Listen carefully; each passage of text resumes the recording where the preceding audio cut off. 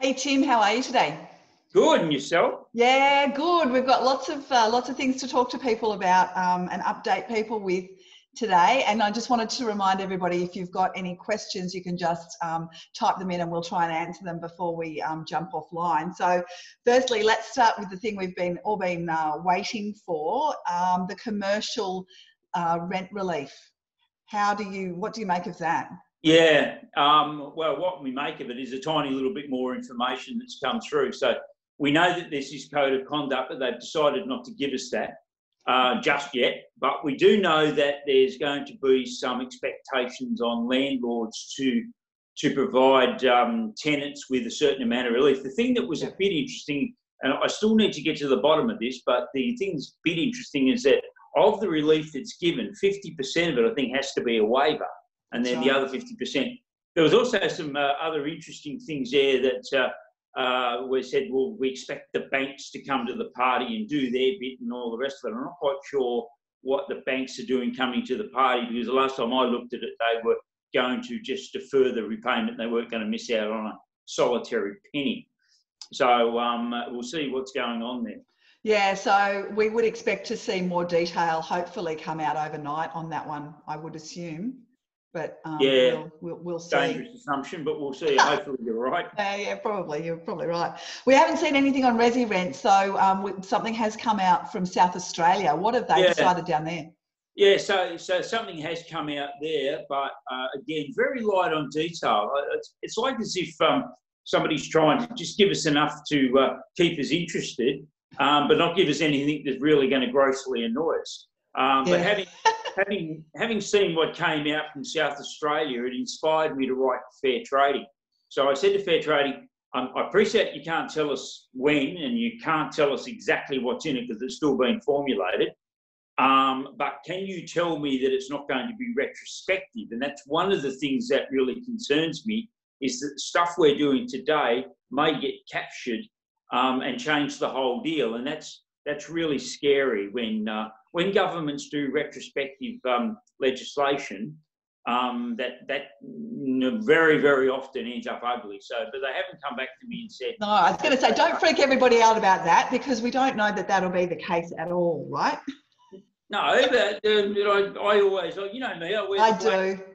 I know, and it's good that you've asked the question, because it's something that we really definitely need to know. And the other thing, this has all been going on for a couple of weeks now, so a lot of tenants are starting to get to that 14 or 15 day period. So a lot of property managers are in the position where they actually do need to issue termination notices to, do things in accordance with the requirements for the landlord insurance and all of that sort of thing. So we are desperate for an answer on that, and hopefully coming days will give us some clarity. Yeah, the other thing that I find disappointing is that the federal government said we're going to do this, and then gets handed to the state governments, and everyone's going to be slightly different. So, yep, that's so true. Now, we did hear from Fair Trading, because we were worried. We'd had a lot of conversations around what happens with properties that have been sold that are tenanted. And we did hear some news on that from Fair Trading today. What did they have to say? Yeah, so the law is still the law as at now. So nothing has changed. We talked about what's coming down our line about residential tenancies, but right here and right now, nothing has changed. So we're just applying the dare I call it, the old law as it applies today. So there is no change, despite there being viewpoints from a lot of people out there in the market currently. But there is only there is no new way to deal with it here and now. Tomorrow is a completely different day. Yes, absolutely. So anything else is fake news at the moment. At the moment, those tenancies can be terminated if the property has been sold. So Correct. We will let you know as soon as we hear anything other than that. Now, also we did update everybody last week on what we believed the case would be for auctions, but we now have got the whole of government response to that. So what's the situation with auctions? Yeah, so, and again, another good one, we can at least give a solid answer on this one as well. So that the concern was, as you know, that you couldn't leave your house and you had to do your auction from your own home. So that's now been dealt with. the auctioneer can go to the property, conduct it at the property, conduct it at their rooms, the auction rooms, or conduct it at the agent's offices. Right. And the agent can be there as well, which makes sense because obviously the agent needs to be there assisting the auctioneer. Again, without going into the details, but you have to have all of the social distancing and various other things in place. Yeah. But the good news is that you can go and do this, as I said, away from your own home, which is a huge, something we really wanted. Yeah, so, but the vendors, where are the vendors? If we're doing it at the property, where are they? Well, they can stay at the property, but they wouldn't be able to be inside. They can't be inside, yeah. No, that's right. So you're only allowed to have 2 people inside. Okay. So that would be the auctioneer and the agent. So the vendors might be invited to sit out in the back lawn somewhere and have a nice cuppa. Yeah, okay, that sounds like a plan. Now, we also did hear about one of our members getting warned by the police because they were doing a private inspection with a couple. Yeah, so that's back to the same question. You can only have 2 people in the property at the same time. And that was another one that we were trying to get some clarity on, which we now have.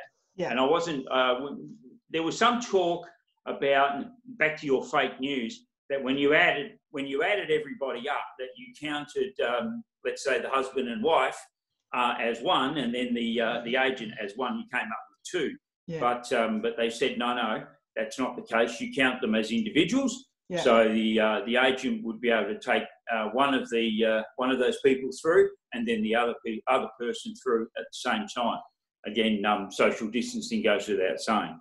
But, yeah, absolutely. I had reports from some of my agents over the weekend that they had whole families turning up to do inspections. So I don't know how we get the message out to everybody, but when you're doing those private appointments, just make sure you let the potential buyer or potential tenant know that you can only take one person through. Yeah, look, and I know agents are across this now, but obviously in the example you've just given, there is a temptation to allow the people, but just don't, because everybody is watching. Everybody is watching, and it's dangerous. People aren't doing these precautions because they're enjoying making our lives a misery. They're doing it because there is an identifiable danger, and these things will limit that exposure. So, but you have to assume, as we know, there's been plenty of agents reported to the police so far. So yes, absolutely, there certainly has. Yeah, that's right. Don't be tempted, because we need to be grateful that we are still able to show property and people are still able to move and settle on their property. So we absolutely need to do the right thing. Is there anything else you wanted to cover before we sign off? Yeah, look, I did just to congratulate agents out there. We can't change our environment. We can't. Our environment is what's been imposed on us. But I have to say, the agents that I've been speaking with are not grumbling or they accept it. They've been very accepting, and they've said, right, the thing that I can do is change the way I do business. And it's like the auctioneering and showing property just with the 1 or 2 people going through.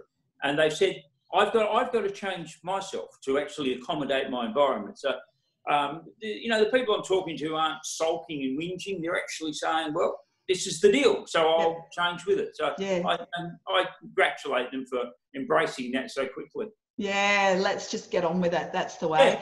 Now, we've got a webinar, you and I, on Thursday of this week at 10:30 a.m. and we have as special guests from the Department of Fair Trading, Peter Dumpy and Lachlan Mallock. So that is going to be a really interesting one. I'm looking forward to that at 10:30 on Thursday. Yeah, absolutely. Yeah, it is good to get them along because it's nice to think what I think and what you think, but at the end of the day, it's what they think that counts. So it's a great opportunity to get them along and get them to tell us what it really is. And again, I make the point, there is so much fake news out there. Be very, very careful who you're listening to. Yes, absolutely. All right. Well, thank you so much for your time. I will see you at the same time tomorrow. And with a whole raft of other things to talk about. Totally. See you then.